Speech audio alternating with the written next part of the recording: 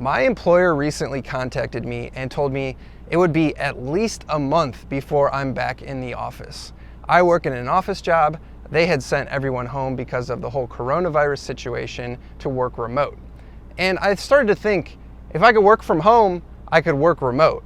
And if I'm gonna work remote, why don't I do it someplace cool?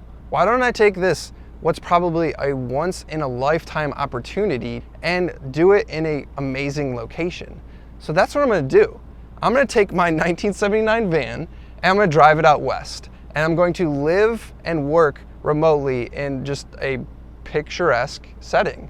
So this is the first episode of a multi-part series where you guys see what it's like to live the van life.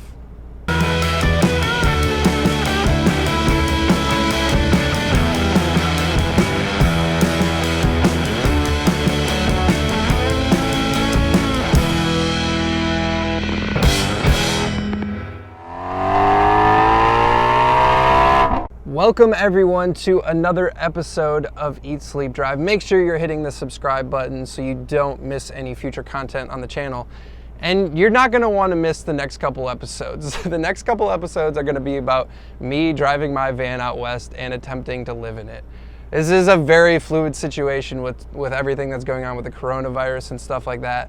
But like probably many of you, I am being forced to work remote while this whole thing kind of blows over. And as I mentioned in the intro, I just got this idea, like, I can work remote anywhere. I don't have to be at home. So as long as I have an internet connection or whatever, I can do that. And that's what I'm gonna talk to you guys about today, is what my plan is to be able to work remotely. I'm going to give you guys a brief tour of my van. If you haven't seen it, it's kind of neat. And we're also gonna fix a few things, but most importantly, I want to show you guys what the itinerary is, because that's what we're gonna focus on today. I wanna show you guys where I plan to go out west. So let's start with that. So here is my tentative trip and what I have planned. This is Google Trip Planner if you haven't used it before. It's pretty useful. It's like Google Maps with an overlay of places of interest that you can put, and then you could put like notes here and stuff. I'm of course here in Cincinnati, but ultimately where I want to end up, at least the first few locations, will be South Dakota and Wyoming. It's about a 18 hour drive in a regular car coming up this way through Indy, through Peoria, kind of all the way up through I-90. And it's definitely going to take longer than that in my van, because my van goes like 60 to 65. So I'm going to stop halfway, somewhere around the Iowa City area. There's this Lake McBride State Park. There is this George Wythe State Park. Depending on how far I feel like going, I'll stop at one of those. But ultimately, as I mentioned, these are the first couple places I want to stop. And what I did here was I kind of have this color coordinated. So green stuff is just like points of interest. So this is the Badlands and this is a picnic area there. And then I have the blue spots are campgrounds and then boondocking spots. You may have heard of boondocking.org. It's a place where people post like free places to stay and stuff like that. So I kind of like marked a couple of those here. I'm going to try and find one that makes sense for me, and then just camp there in the Badlands to start. And then I'm going to move over to Black Hills. If you haven't heard of Black Hills, most famously it's where Mount Rushmore is, but it's a super scenic area, really cool peaks and stuff in there, some cool hikes and stuff. It's by Sturgis. That's that bike week that everyone with Harleys goes to. Deadwood's a pretty cool little area, and I have some restaurants on here as well as barbecue place. I love barbecue. And then Devil's Tower will be the third place that I will be hitting. It's a just crazy rock formation in Wyoming. And after that, I'm not sure, I might go west to like Yellowstone, see the Grand Tetons and stuff like that. Or I might go south to Denver or Rocky Mountain National Park and stuff. I don't know. This is just like, I'm going to keep it open. I'm going to keep it fun. These are just the first couple of destinations I'm going to get to. Then we'll see where we go from there. And that's kind of why you guys are coming along for the ride. You're going to see kind of just what it's like, and then we'll see how long we're out there. But first, there's a couple things I need to address with the van, but I want to give you guys a quick tour of the van if you haven't seen it. Alrighty guys, so we've covered the trip. Now I want to show you guys some of the things that I need to fix before I get this van on the road. And also I want to give you guys a brief tour if you haven't seen it before. It's featured in some of my other videos, so you can go back and look and see when I bought this thing. But I want to give you guys, the new viewers, a brief tour of this thing. So it's a 1979 Champion Trans van. Champion is a Canadian company that converted these Dodge vans into these like little mini motorhome type things. It has a aluminum shell, obviously carpet floor to ceiling, which is my favorite part. I'm gonna be sleeping here. This is like a sleeper sofa that comes out, but I really have everything I need. You might have heard the AC that's running right there. So I'm gonna have AC, which is quite nice. I have my sink here, I have my burners here, and this is actually my water closet, I guess you could call it, where my bathroom and shower is. So it's very small, as you can see, but it really has everything I need. I'm gonna show you guys the outside real quick. This is the aluminum exterior that's just basically a shell. It's been lifted a little bit by the previous owner. He has some sort of more off-road tires on it, so it's a little more capable. But that's pretty much it. And I want to show you guys what we're gonna be doing today.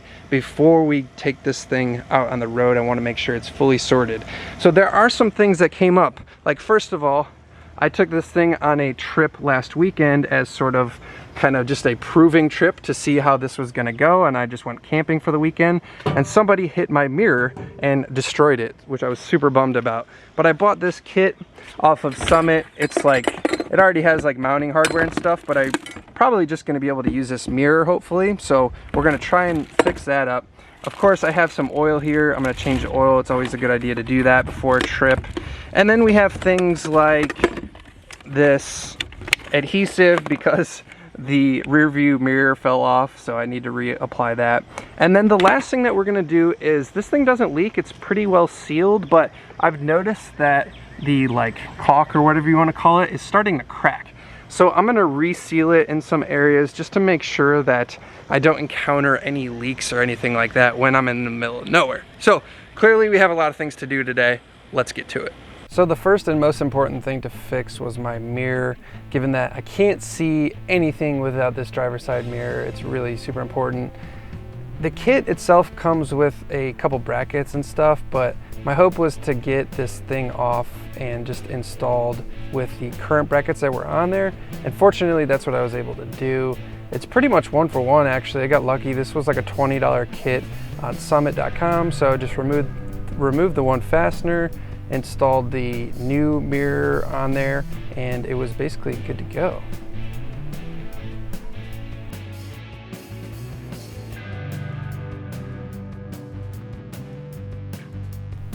Next up, of course, is a super important thing, changing the oil. The oil hasn't been changed on this in about a year, and it really hasn't had the mileage, but I like to change oil once a year just because of condensation and stuff like that. This thing is not bad at all to change the oil on because I didn't even have to jack it up. I was just able to crawl under the car, remove the drain plug, drain all the oil out. I like to pre-fill up the oil filter, the new one that I'm putting on there, with oil, and then also put a new gasket on the oil filter plug. Fill up the engine oil, make sure it's topped off, and then check it and ensure that I have the proper level of oil.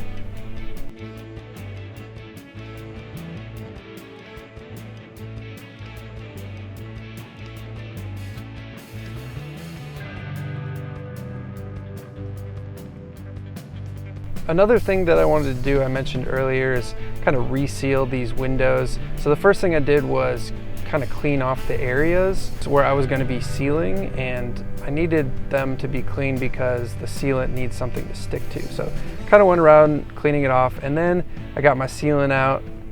My caulk gun, of course, broke, so I had this like ridiculous contraption with a socket and an extension, and I was manually pushing the sealant out.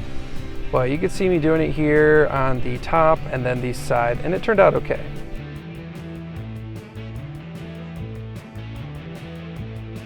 the last thing, which is sort of kind of silly because it's not super useful in the van because you can't see too much behind you, but the rear view mirror did fall down and it was kind of driving me nuts. So if you've ever used one of these kits before, it's kind of a two-part kit. You break this vial, put this crap on the window and the button for the rear view mirror, and then once that's been applied, you wait and let it dry, and then you take the adhesive, you put it on the button itself, and then you're able to stick that directly to the window. And if you hold it there for like a minute and then wait 15 minutes for it to dry, it will eventually be able to hold up the weight of the rear view mirror.